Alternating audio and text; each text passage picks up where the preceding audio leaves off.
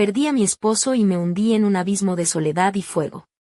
Hola, me llamo Raquel, tengo 35 años, y vivo en un pequeño pueblo llamado Almagro, en la provincia de Ciudad Real. Hace poco tiempo, mi mundo se desmoronó cuando Antonio, mi esposo, falleció repentinamente. Aquí, en este rincón cálido y tranquilo de La Mancha, la gente no sabe bien cómo acompañar el dolor, y yo, con mi hijo Lucas de 12 años, me sentí atrapada en un vacío que parecía no tener fin. Antonio siempre fue mi refugio, mi compañero, y ahora, sin él, la casa se siente más fría que nunca. Lucas, aunque aún mantiene un aire infantil, parece haber crecido de golpe, con una mirada seria y callada que me parte el alma. Aquella tarde, lo encontré sentado junto al ventilador apagado, abrazándose las rodillas con sus brazos delgados y fríos. Me dijo, sin levantar la vista, «Mamá, yo voy a estar bien, pero no dejes de rezar por mí».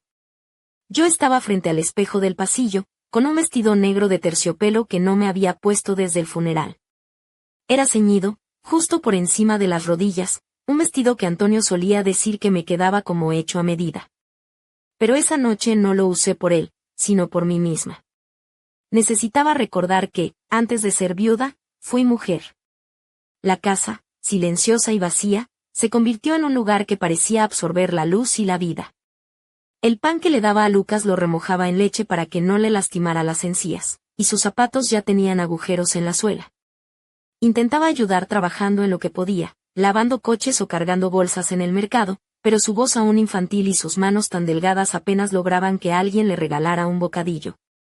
Por las noches, lo escuchaba llorar tras la pared mientras yo me quedaba inmóvil en el sofá, envuelta en una bata de satén granate, sintiendo cómo me deshacía en silencio.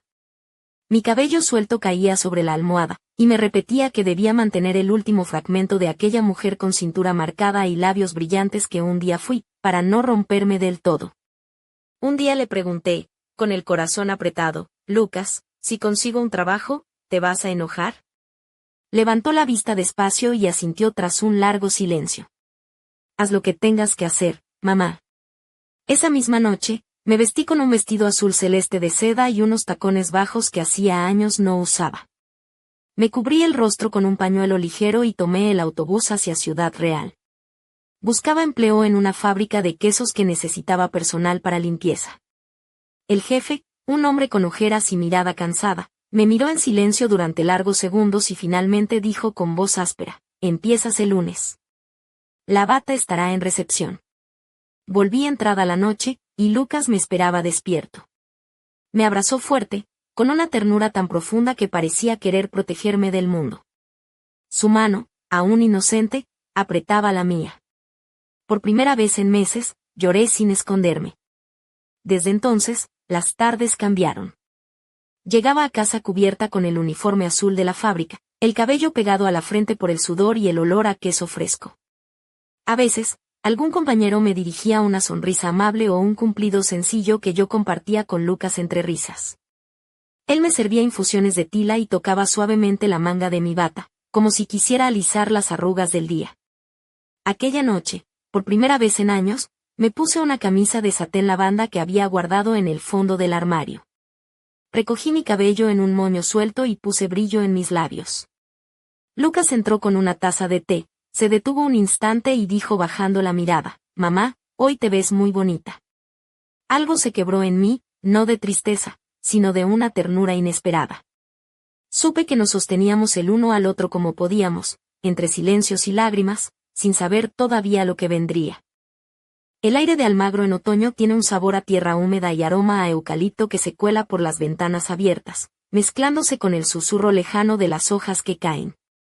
Aquel día, mientras esperaba en la parada del autobús frente al mercado, la vi por primera vez.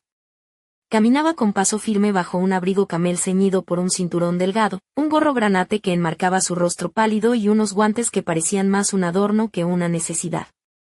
Su presencia era imposible de ignorar. A su paso, flotaba un perfume dulce, mezcla de melón y vainilla, que quedó suspendido en el aire como una melodía. Al cruzarse conmigo, me miró fijamente, con una expresión que parecía reconocerme. «Disculpa, ¿no eres Raquel?», preguntó con la cabeza inclinada. Por un momento, me quedé sin palabras. Raquel era un nombre que no escuchaba desde hacía años, de una vieja amiga que se había mudado a Valencia. No, soy Ana, respondí con voz baja. Ella sonrió y dijo, yo soy Lucía. Estudiamos juntas en el internado de Toledo, ¿recuerdas? Y claro que recordaba. Aquella noche de invierno en el dormitorio del colegio, cuando Lucía apareció con una camisa de hombre desabotonada y medias hasta las rodillas, desafiando todas las reglas. Todo el pasillo hablaba de sus aventuras y de cómo parecía deslizarse entre las sombras con una mezcla de misterio y atrevimiento. Yo la observaba en silencio, sintiendo una mezcla de curiosidad y algo que no sabía nombrar. Lucía se sentó a mi lado en el autobús de regreso a Ciudad Real. Sus piernas, cruzadas y cubiertas por medias negras con encaje, dejaban entrever el borde de sus botas altas. Su abrigo abierto revelaba una blusa de encaje blanco que contrastaba con la oscuridad de la tarde. La gente en el transporte la miraba sin disimulo, mientras yo, vestida con mi uniforme azul, me sentía invisible, como una sombra entre luces y miradas. ¿Y tú en qué andas?, preguntó peinándose el flequillo con los dedos, su voz ligera, casi juguetona. Trabajo limpiando en una fábrica de quesos. Ya sabes cómo van estas cosas, respondí con una sonrisa triste. Yo me separé hace poco y vine a empezar de cero, dijo ella, como si el pasado fuera algo que solo rozaba sin detenerse. Después de ese día, Lucía empezó a aparecer con frecuencia en mi vida. Algunas tardes me esperaba con un bollo de crema en la mano, otras llegaba sin avisar, vestida con suéteres ajustados, faldas cortas y ese aroma dulce que parecía envolverla como un halo. Lucas la vio por primera vez una tarde en que ella entró a casa con esa sonrisa descarada que siempre tenía. Se quedó rígido, sonrojado, bajando la mirada como si no supiera qué hacer con su cuerpo. «Qué guapo es tu hijo», dijo Lucía tocándole la mejilla con ternura. «Se parece mucho a su padre». Asentí, sin saber si reír o contener la respiración ante aquella mezcla de sentimientos que me revolvía por dentro. Aquella presencia que parecía tan distante y a la vez tan cercana comenzó a remover algo dormido en mí. La rutina, el dolor, la soledad, todo empezó a entrelazarse con la llegada inesperada de Lucía, que parecía traer consigo una chispa que hacía vibrar mi cuerpo y mi memoria. Sin saberlo, estábamos a punto de cruzar un umbral del que nada sería igual. La presencia de Lucía se volvió una constante en nuestras vidas. A veces aparecía sin avisar, con suéteres ajustados que delineaban su figura y faldas cortas que dejaban entrever sus muslos cubiertos por medias de encaje que brillaban a la luz tenue de la casa. Traía siempre consigo ese aroma a vainilla y melón que parecía envolver todo a su alrededor, llenando el aire con una mezcla dulce y embriagadora. Recuerdo una tarde en particular. Estaba trapeando la cocina cuando, sin tocar, Lucía entró con una sonrisa enigmática y, en sus manos, llevaba mi bata de seda azul. «¿Puedo probármela?», preguntó, mirándome con esos ojos oscuros que parecían esconder secretos. No supe qué contestar. Ella desapareció en el baño y, cuando salió, iba descalza, con la bata semiabierta y el cabello húmedo cayendo en ondas suaves sobre sus hombros. El aire de la casa pareció volverse más denso, más cargado de una electricidad silenciosa. Lucas se quedó paralizado en el pasillo al verla así. Su mirada infantil subía lentamente por las piernas de Lucía, por el encaje que asomaba bajo la tela de la bata. «¿Crees que me queda bien?», preguntó ella, pero sus ojos no estaban puestos en mí, sino en él. Sentí un dolor agudo en el pecho, como si algo se desgarrara por dentro, un fuego que me quemaba sin consumirme. Aquella noche, mientras intentaba dormir, escuché los pasos de Lucas moviéndose inquieto en su habitación. El crujir del colchón, su respiración contenida, todo me mantenía en alerta. La imagen de Lucía, envuelta en mi bata, no me dejaba descansar. Mi mente no paraba de girar, atrapada en un torbellino de emociones y preguntas sin respuesta. A la mañana siguiente, Lucía ya no estaba. En la mesa dejó una nota escrita con letra elegante: «Gracias por la noche. Sigues siendo hermosa. Estoy cerca, cuando me necesites». El papel olía a canela y cera, un perfume que parecía impregnado de su esencia, como si aún estuviera allí, en cada rincón. Lucas no habló durante el desayuno. Mientras cortaba su pan, me preguntó sin mirarme: «¿Va a volver la señora Lucía?». Encogí los hombros, incapaz de dar una respuesta que no sonara a evasiva. Tal vez. Huele rico, como tú antes, le dije con una voz que se quebraba. Aquella frase me atravesó como un puñal, revelando un abismo de miedo y confusión que hasta entonces había mantenido oculto. El invierno llegó sin avisar, colándose lentamente por las rendijas de la casa, por los pasillos sin alfombra, por los huesos cansados de quienes habitábamos ese espacio. Una noche, me vestí con un suéter gris claro, largo hasta los muslos, sin nada debajo salvo unas medias piel y mis pantuflas suaves. Necesitaba sentirme ligera, no por fuera, sino por dentro, como si despojarme de capas me permitiera encontrar algo perdido. Lucas entró en la cocina mientras servía té de tila. Me miró de reojo y frunció los labios. Otra vez sin el uniforme de casa, pensé. Solo quería sentirme diferente y le dije con voz suave. No respondió. Se ajustó la bufanda y se encerró en su cuarto, dejando en el aire un silencio denso y pesado. Desde que Lucía empezó a visitarnos con más frecuencia, algo en mí se removía, como si su presencia despertara partes dormidas de mi cuerpo y mi memoria. Empecé a comprar pequeñas cosas para mí, un champú con olor a vainilla, un bálsamo corporal de coco, medias finas de red con encaje. Las escondí en el cajón bajo los recibos y las facturas, como un secreto que solo yo debía conocer. Era mi forma de confesión silenciosa. Sigo viva. Una tarde de invierno, cuando el sol se escondía temprano detrás de las colinas de Almagro, Lucía apareció sin avisar. Llevaba puesto un suéter rojo que abrazaba su figura con una mezcla de descaro y elegancia, y una falda corta que dejaba al descubierto sus muslos cubiertos por medias blancas finas. En una mano sostenía un pastelito de crema, y en los labios, una sonrisa desenfadada que parecía romper con la monotonía de nuestros días grises. No pude evitar venir, dijo mientras cruzaba el umbral de la puerta, lanzando una mirada cómplice a Lucas, que estaba sentado en la mesa con los libros abiertos. Hola, campeón, saludó con una voz suave y juguetona. Lucas tartamudeó algo sobre la tarea y se levantó apresuradamente para escapar hacia su habitación, dejándonos a solas en la cocina. Lucía se sentó con naturalidad, cruzando una pierna sobre la otra, y la blonda de sus medias brillaba bajo la luz opaca del foco. Se apoyó en el respaldo de la silla, y el silencio que siguió fue denso, cargado de una tensión invisible que parecía llenar cada rincón de la estancia. De repente, no pude evitar soltarlo. Él está enamorado de ti, dije, sin poder callar más. Lucía alzó una ceja con una mezcla de sorpresa y diversión. Es un niño, respondió con ligereza, como si ese sentimiento fuera algo pasajero y común. No, no lo es, susurré, sintiendo que las palabras escapaban con un peso inesperado. No de esa forma. Ella me miró con una calma extraña y preguntó, ¿y tú, estás celosa? La pregunta me dejó sin aliento. No supe qué decir.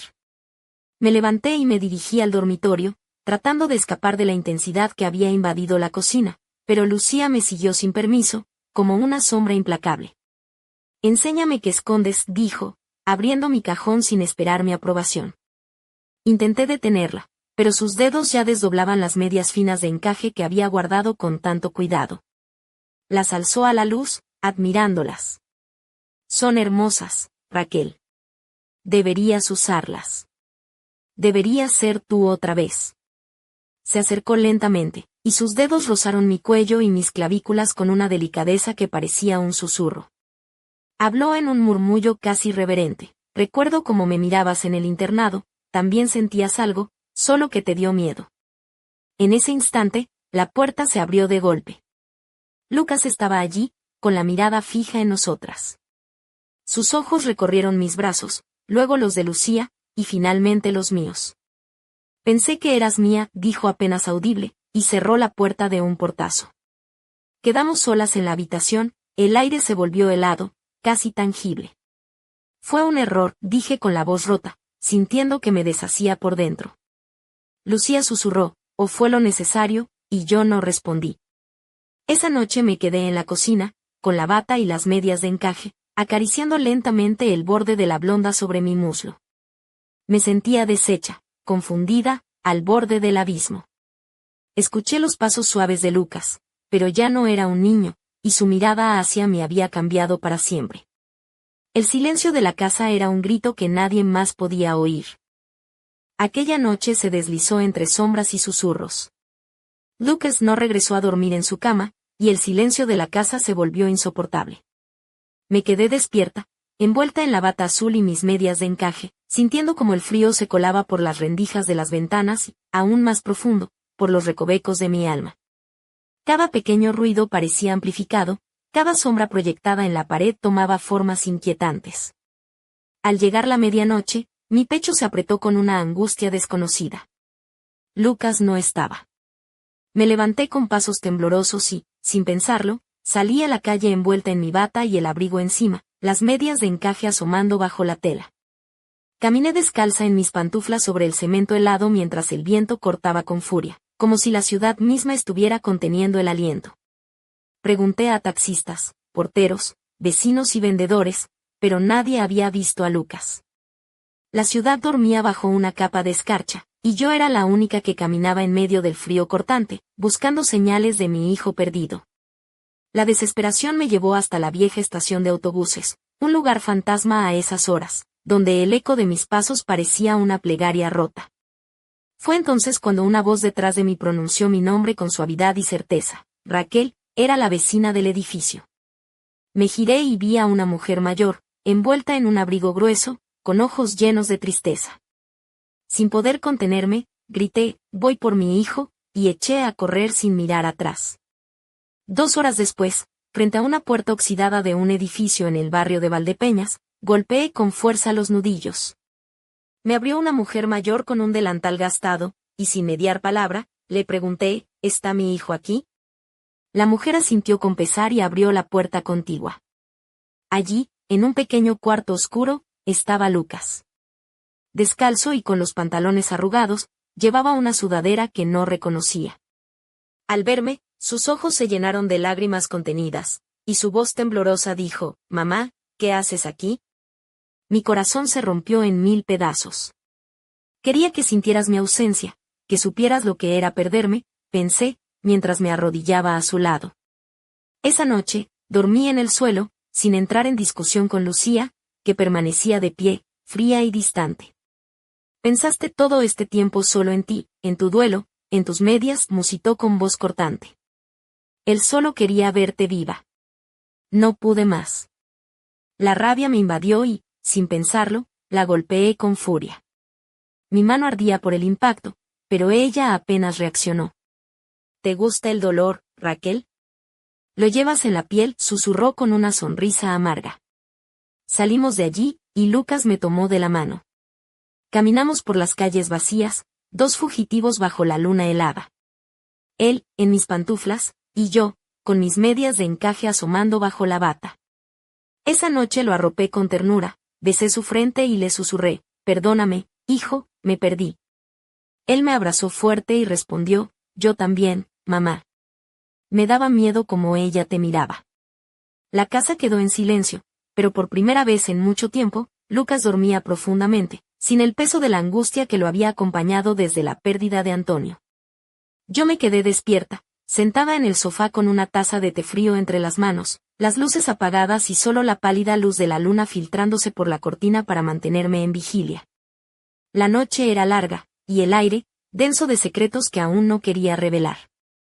La mañana llegó con una calma extraña, como si la tormenta interna se hubiera detenido por un instante, pero yo sabía que el silencio era solo la antesala de algo más profundo.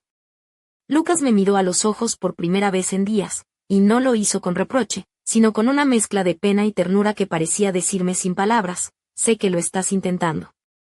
Volvimos a nuestras rutinas cotidianas, hervíamos patatas, comprábamos pan en la panadería de la esquina, y tratábamos de mantener la casa en orden, pero la grieta entre nosotros seguía ahí, invisible, delicada y peligrosa, como un cristal roto que amenaza con romperse con el más mínimo roce. La presencia de Lucía seguía pesando en el aire, como una sombra que se alargaba sin que pudiéramos verla, pero que sentíamos en cada rincón. A veces, cuando Lucas estaba en su cuarto y yo en la cocina, me sorprendía mirando el reloj, esperando que ella no apareciera de improviso para romper la frágil calma que habíamos logrado construir. Una tarde fría, al volver del trabajo en la fábrica, abrí el buzón y encontré un sobre Violeta que no esperaba. El papel era grueso, con una caligrafía elegante y conocida. Al abrirlo, leí: Raquel, esto no ha terminado. Apenas empieza. En la calle Azucena, número 10, en Ciudad Real, hay una casa con la puerta morada. Ahí están las respuestas. Ve. Lleva a Lucas. Él está más preparado de lo que crees. Mis dedos temblaron al sostener la carta. El olor a cera y canela que desprendía era inconfundible, el mismo aroma que había dejado Lucía aquella noche, impregnado en cada palabra, en cada línea. Lucas la encontró primero. Sostuvo la nota con manos firmes y me miró con decisión. Es de ella, dijo. ¿Qué quieres hacer?, pregunté, temiendo la respuesta, pero también sintiendo la necesidad de enfrentar lo que nos esperaba. Ir. Estoy listo, mamá. Partimos antes del amanecer. La carretera estaba cubierta de escarcha, y los árboles se alineaban a ambos lados como sombras rígidas en la luz débil del invierno. Llevábamos solo un pequeño maletín con lo imprescindible y un termo con té caliente. Nadie habló durante el viaje, solo sentía el calor del brazo de Lucas junto al mío, un calor que me sostenía y me daba fuerza. Ciudad Real nos recibió con un viento cortante y un cielo gris que parecía presagiar lo que estaba por venir. La calle Azucena era una de esas que no aparecen en los mapas, con casitas bajas y perros que ladraban tras rejas oxidadas. Al final, encontré la puerta morada, vieja y gastada, con una aldaba dorada en forma de media luna que parecía salida de un cuento viejo. En el umbral, una mujer nos esperaba. Llevaba un rebozo gris que le cubría los hombros y unos ojos oscuros, profundos como cenizas. Raquel, te he estado esperando, dijo con voz suave, pero llena de autoridad. Entramos en la casa, que olía a romero, cera derretida y humo de chimenea. Las paredes estaban decoradas con fotos antiguas, mujeres de otras épocas, algunas con vestidos largos y otras con pantalones de montar. En una de las imágenes, reconocí a Lucía, a mí misma y a otra chica, Inés, cuyo rostro recordaba vagamente como un susurro del pasado. La mujer nos miró con intensidad y dijo: vienes de una línea que no se conformaba con solo existir. Las tuyas sabían ver más allá, abrir deseos, cerrar heridas y, a veces, destruir. Busqué la mano de Lucas, que estaba fría pero firme en la mía. Tú no solo eres madre, Raquel. Eres canal, eres llama. Aquellas palabras resonaban en mi interior como un eco que despertaba a algo dormido. Esa noche no pude dormir. Caminé por la casa mientras Lucas, envuelto en una manta, miraba el fuego en silencio. A veces me encontraba con su mirada, como si intentara memorizar cada gesto, cada movimiento. ¿Sabías que tus ojos cambian de color cuando te enfadas?, susurró Lucas. Sonreí con un nudo en la garganta. No lo sabía. Ahora sí. El amanecer llegó con una casa vacía, la puerta cerrada y las fotos desaparecidas. Solo en mi cabello quedó una pequeña horquilla negra en forma de serpiente, caliente y palpitante al tacto. Comprendí que esto no era el final, sino apenas el comienzo de un camino que nos llevaría mucho más lejos de lo que nunca imaginé. Nunca imaginé que aquella horquilla negra fuera la llave que abriría puertas invisibles. Durante días, la casa de Ciudad Real se me apareció como un sueño suspendido entre la memoria y la piel, una ilusión que se desvanecía al despertar. El frío regresó con fuerza cuando volvimos a Almagro, pero algo en mí había cambiado para siempre. Lo sentía en la manera en que movía mi cuerpo, en cómo ataba mi cabello y en la forma en que miraba el mundo que antes parecía tan gris y distante. Lucas también cambió. Notaba en su voz una pausa nueva, una calma que no existía antes. Sus ojos, oscuros e intensos, me miraban con respeto, pero también con una conciencia nueva, como si comprendiera cosas que yo aún no podía explicar. La horquilla en mi pelo, con su forma de serpiente negra, se había convertido en mi amuleto. Algunas noches la dejaba sobre la mesa de noche, otras, la llevaba conmigo mientras dormía, sintiendo que, de alguna manera, respiraba junto a mí. Una mañana, mientras servía café con canela, Lucas me abrazó por la espalda y, con voz tímida, me preguntó: «Mamá, ¿puedo preguntarte algo?». Asentí sin girarme, sintiendo el calor de su cuerpo junto al mío. ¿Tú sabías que yo también siento cosas diferentes? Lo miré lentamente. Sus ojos eran profundos, como los de Antonio, pero en ellos brillaba una luz que parecía de otro mundo. Desde niño escucho lo que la gente no dice, susurró con una sinceridad que me estremeció. Y contigo, a veces, es tan fuerte que me duele. Lo abracé con fuerza, esta vez sin miedo, con aceptación. Entonces somos dos, le dije, y por primera vez sentí que no estábamos solos en aquella lucha invisible. Pasaron las semanas y, aunque volvimos a nuestra rutina, todo parecía más claro, más vivo, como si hubiésemos despertado de un sueño largo y oscuro. Pero el pasado, con sus secretos y sombras, no tardó en alcanzarnos. Una tarde, al abrir el buzón, encontré una pequeña caja envuelta en papel violeta. Dentro, un colgante de plata con un símbolo que reconocí al instante, un círculo con 3 líneas entrecruzadas, igual al que aparecía en una de las fotos de la casa de Ciudad Real. Junto al colgante, una nota breve y amenazante: Lucía, no fue un error, fue el umbral. El fuego aún no ha terminado. Mira al sur. Mis manos temblaban mientras sostenía aquel mensaje. Lucas apareció a mi lado, tomó el colgante y lo sostuvo con firmeza. Tenemos que seguir, ¿verdad, mamá?, preguntó, con la determinación de alguien que está preparado para enfrentar lo desconocido. Asentí, aunque el miedo apretaba mi garganta. Esa misma noche, el cielo se oscureció de repente y una tormenta de tierra cubrió las calles de Almagro. Las luces parpadearon y el viento golpeó las ventanas con furia. Lucas, parado en la puerta, me miró con el colgante en la mano. Preparé un bolso pequeño, dije, solo lo esencial, mis medias de encaje, la horquilla, el colgante y una vela blanca. Salimos antes del anochecer. La terminal de autobuses estaba vacía, envuelta en sombras y silencio. Subimos a un autobús con destino a Granada. Durante el viaje, nadie habló. Solo el viento golpeaba los cristales y el sonido monótono del motor nos acompañaba. Lucas apoyó su cabeza en mi hombro y, con una voz suave, dijo, no tengo miedo, mamá. Yo tampoco, respondí, mirando mi reflejo en el espejo del baño de la estación. Supe que ya no era solo la viuda rota, ni la madre perdida. Era algo más, algo cercano a la llama que ardía en mi interior y que, por fin, comenzaba a encenderse sin miedo. Al cerrar los ojos, vi a Lucía por última vez en mi mente, caminando por una calle oscura con su abrigo camel, girando el rostro como si aún me esperara.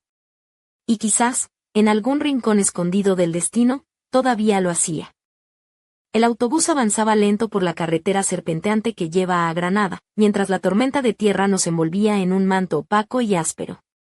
Afuera, el paisaje se desdibujaba entre sombras y ráfagas de viento, y dentro, Lucas y yo nos aferrábamos a ese silencio pesado, cargado de preguntas que nadie se atrevía a pronunciar. Al llegar a la estación, la noche estaba fría y húmeda, con una bruma que parecía surgir de la tierra misma. Tomamos un taxi hacia un barrio antiguo, donde las calles empedradas y las fachadas encaladas guardaban secretos y leyendas de siglos pasados.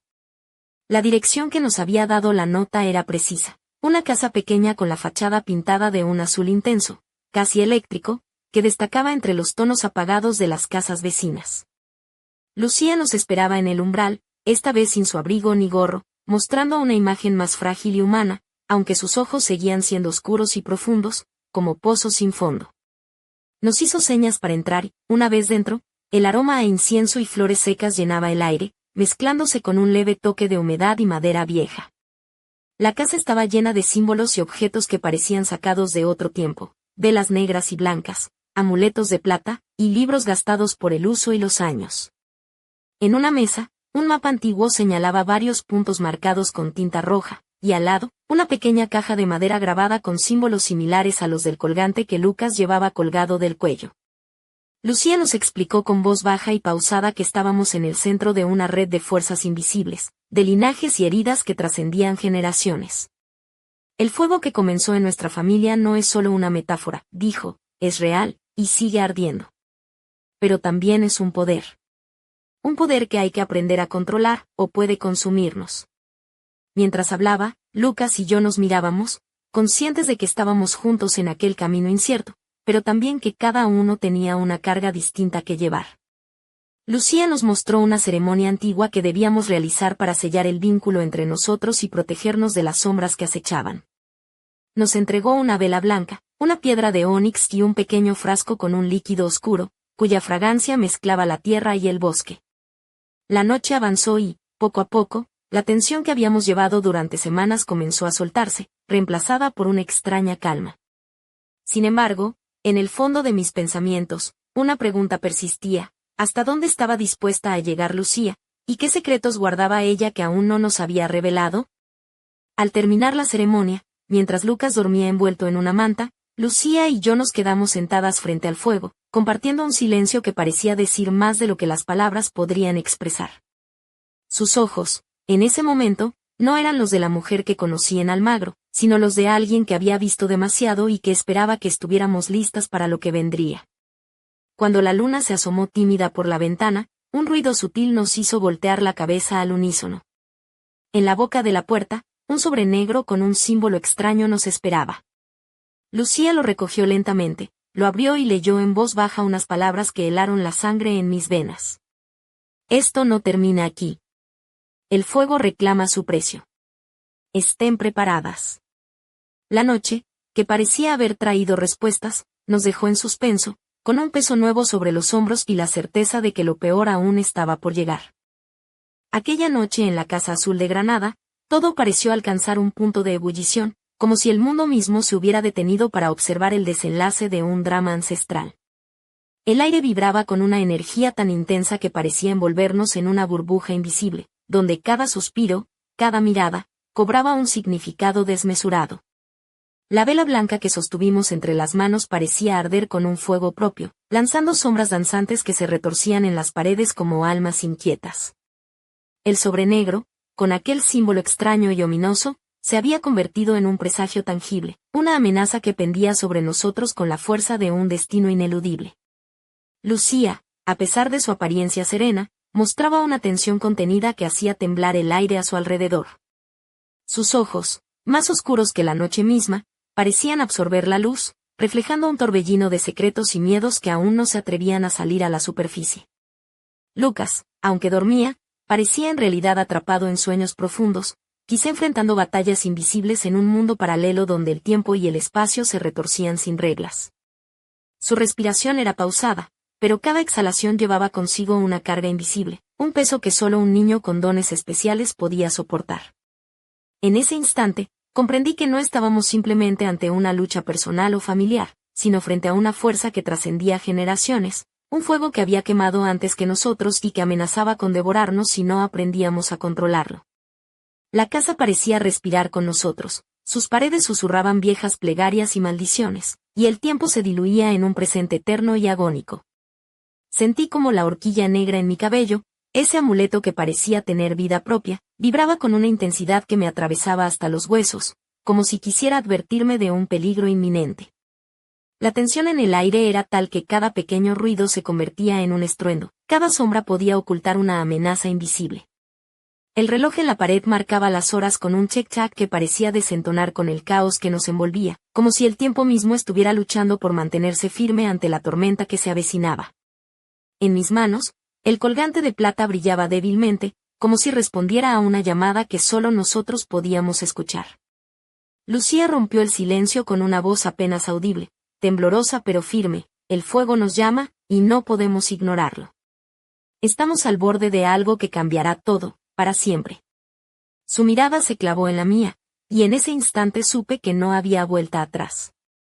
La noche alcanzó su clímax con un estruendo lejano, como un rugido que venía de las entrañas de la tierra, y una ráfaga de viento irrumpió en la habitación, apagando la vela y sumiéndonos en una oscuridad absoluta.